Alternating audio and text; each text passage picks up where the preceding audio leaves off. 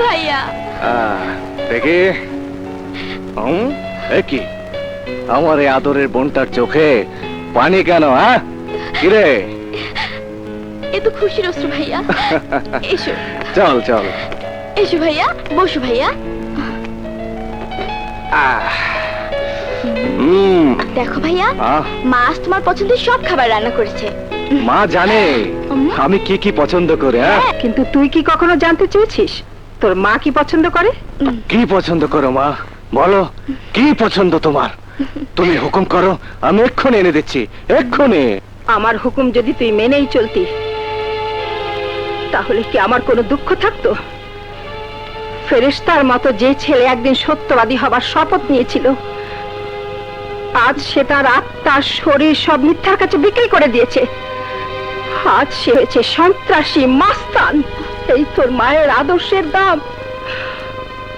আমি কি তোকে এই শিক্ষাই দিয়েছিলাম? মা, মা,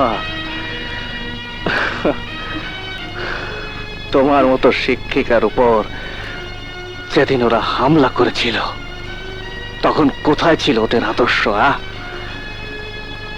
যেদিন এক অসহায় মায়ের গায়ে ওরা হাত তুলেছিল সেদিন কোথায় ছিল সততা?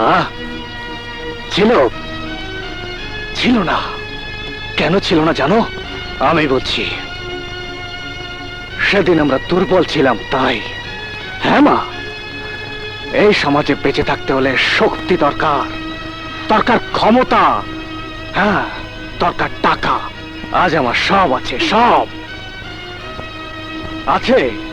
আছে কোন লোক যে যে আমার বাবার নাম ধরে গাল দেবে? হ্যাঁ, আছে কোনো হারামজাদা যে আমার মা, আমার বোন, আমার বোনের গায়ে হাত দেবে? হ্যাঁ, না মা, না। আজ কারো ওই সাহস হবে না। কারণ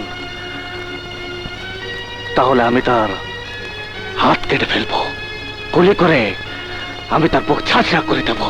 হ্যাঁ। শুনেছি মানুষ একসময় পশু ছিল, একে অপরকে খুন করত।